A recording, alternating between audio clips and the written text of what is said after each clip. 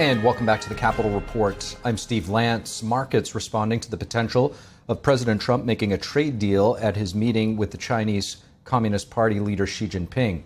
Here now to discuss the implications of the president's visit to is Republican Congressman Ron Estes. Congressman Ron Estes, thanks so much for joining. Thank you. It's good to be here. It's great to have you with us, Congressman. So markets seem to be rallying ahead of President Trump's meeting with the Chinese Communist Party leader Xi Jinping. Trump has mentioned preventing China's rare earth restrictions, export restrictions that would really disrupt global supply chains. We saw the way the market reacted when China floated that possibility. What's your outlook on that situation?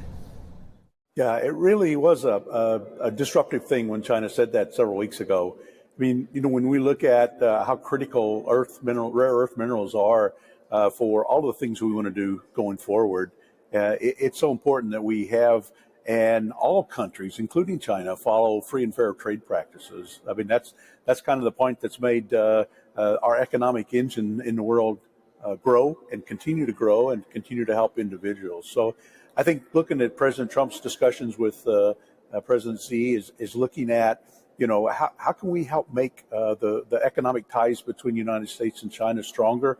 How can we make sure that China practices those and follows those fair trade practices that we've talked about? And I also would hope that he would look and talk about fentanyl and some of the drug issues that are so devastating for so many of our American citizens. Congressman, in February, President Trump did impose those tariffs on Beijing over their failure to curb fentanyl and the precursors that come out of China to make fentanyl. He says that China subsidizes companies producing those chemicals and is smuggling them into the United States through Venezuela. Has there been any improvement on this front? And what do you hope to see coming out of the current trade discussions with regard to fentanyl?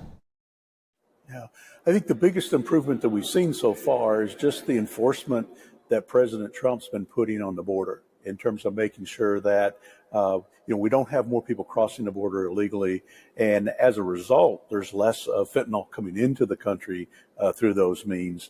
But the overall practice that that China has in providing those precursors and or maybe providing fentanyl itself to actually use in the smuggling trade is not characteristic of what you would expect of a good trading partner. And so I am hopeful that as part of these discussions that China is willing to be engaged and say that it's important enough to the Chinese economy that they actually act like a fair trading partner so that we can address those issues and make sure that we minimize those negative consequences of things like smuggling. Another issue I'd like to get your thoughts on is the issue of human rights. China recently detaining 30 Christian pastors and folks associated with them.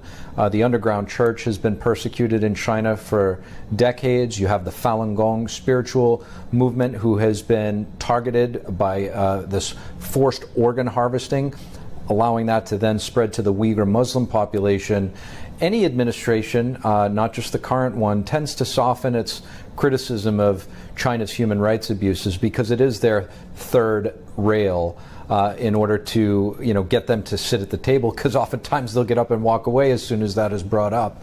What is the cost of us sort of putting human rights on the back burner, and what more can any administration do to defend those being persecuted for their faith?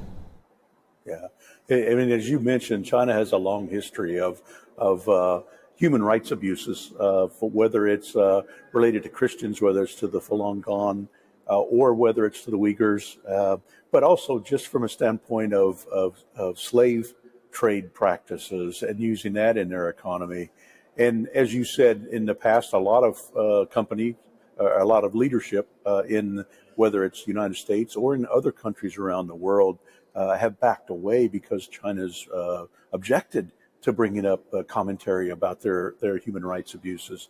President Trump hasn't done that. I mean, he's been willing to stand up and say, we need to make sure that that good practices are followed, and been willing to push forth some of his tariffs and some of his other leading points on trade. to actually make sure that some of these unfair practices are addressed. And so I'm look forward to having some good dialogue when they meet. And ultimately, I do think it'll take a long time because some of these things I think are built into the Chinese economy, and they may have to figure out that in their own self-best interest is to agree to head in a right direction and act the same way that we would expect our trade partners to react, and if we want to have trading partners that are considered most favored nation status. It would be quite a spectacle if President Trump did raise human rights issues in the public sphere, given the fact that he is a leader like none other. I think we just have to acknowledge that in terms of when he speaks, the world listens. We saw that in Argentina, perhaps, in their recent election. So perhaps it would send earthquakes shaking, tremors throughout communist China with regard to human rights. Yeah, I think it really is. President Trump's he knows there's going to be heat. I mean, just like other presidents knew there were going to be heat, but they didn't address it, whereas President Trump's been willing to step up and say he was willing to take the slings and arrows, if you would, in terms of the criticisms that would come at him. But he was willing to address and focus on what's the right thing to do. Certainly, this president has confronted communist China like no other president that we have ever seen. Congressman Ron Estes, greatly appreciate you joining us. Thank you. I appreciate it.